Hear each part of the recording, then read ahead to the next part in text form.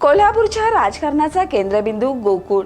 दुधाच्या प्रत्येक थेंबासोबत येथे सत्ता, प्रतिष्ठा आणि राजकीय वर्चस्वाची समीकरणंही वाहत असतात. पण आता गोकुळच्या रणसंग्रामात असा एक ट्विस्ट आलाय ज्याने सर्वच राजकीय पक्षांची धाकधूक वाढवली आहे. नमस्कार, मी सुरेखा आणि आपण पाहतात तारा न्यूज. गोकुळ दूध संघाच्या निवडणुकीच्या तोंडावर तब्बल 427 दूध संस्थांचं सभासदत्व रद्द करण्याचे आदेश पुणे विभागीय उपनिबंधक राजकुमार पाटील यांनी दिलेत. आणि या एका निर्णयाने गोकुळचं राजकारण पुन्हा एकदा ढवळून निघालंय. कारण या 427 संस्थांचे ठराव सत्ताधारी आणि विरोधक अशा सर्वच पक्षांच्या नेत्यांनी निवडणुकीच्या पार्श्वभूमीवर दाखल केले होते. त्यामुळे हा केवळ प्रशासकीय निर्णय नसून त्याचे राजकीय पडसादही मोठे उमटण्याची चिन्ह आहेत. या प्रकरणाची सुरुवात झाली ती आजरा तालुक्यातील वडक शिवाले येथील महादेव दूध संस्थेचे प्रकाश बेलवाडे यांनी दाखल केलेल्या तक्रारीतून. या तक्रारीनंतर चौकशीचे आदेश देण्यात आले. SIT समिती स्थापन झाली आणि या संस्था बेकायदेशीररित्या नोंदणीकृत असल्याचा आरोप करण्यात आला. दरम्यान यापूर्वी या संस्थांना ठराव मसुदा पाठवण्यास नकार देण्यात आला होता. त्यानंतर काँग्रेस नेते आमदार सतेज पाटील, माजी अध्यक्ष विश्वास पाटील आणि अरुण डोंगळे यांनी न्यायालयात जाण्याचा निर्णय घेतला.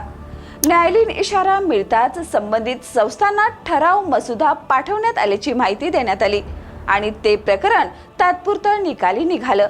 मात्र आता पुन्हा एकदा 427 संस्थांचे सभासदत्व रद्द करण्याचा आदेश आल्याने निवडणुकीच्या तोंडावर नवे वादळ निर्माण झाले.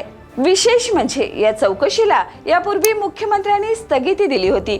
तरीही प्रारूप मतदार यादी तयार होत असताना चौकशीचा अहवाल सादर करून हा एकतर्फी निर्णय घेण्यात आल्याने अनेक प्रश्न उपस्थित होत आहेत.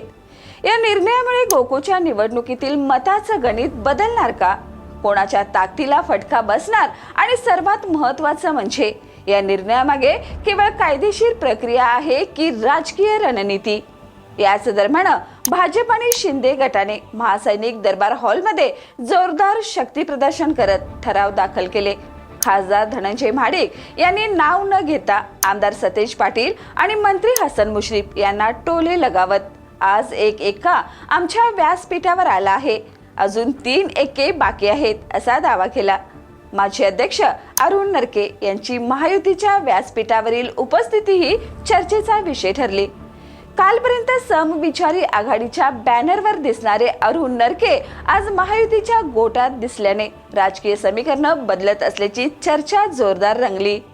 एकीकडे महायुतीत मोठा बाहू कोण यावरून शक्ती प्रदर्शन सुरू आहे, तर दुसरीकडे 427 संस्थांचे सभासदत्व रद्द झाल्याने निवडणुकीच्या गणितात नवा पेच निर्माण झालाय. आता सर्व पक्षांनी या निर्णयाच्या विरोधात न्यायालयाचे दरवाजे ठोठावण्याची तयारी सुरू केली आहे. त्यामुळे गोकुळचा हा संघर्ष केवळ निवडणुकीपुरता मर्यादित न राहता न्यायालयीन लढाईतही परिवर्तित होण्याची शक्यता आहे. कारण गोकुळची निवडणूक ही केवळ दूध संघाची निवडणूक नाही, ती कोल्हापूरच्या राजकारणाची दिशा ठरवणारी निवडणूक आहे. आता संपूर्ण जिल्ह्याचं लक्ष 2 प्रश्नावरच खिळलंय.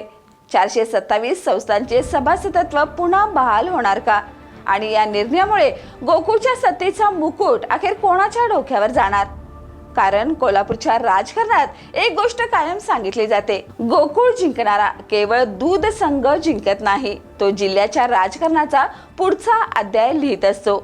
या आणि अशाच ताज्या अपडेटसाठी पाहत रहा तारा न्यूज.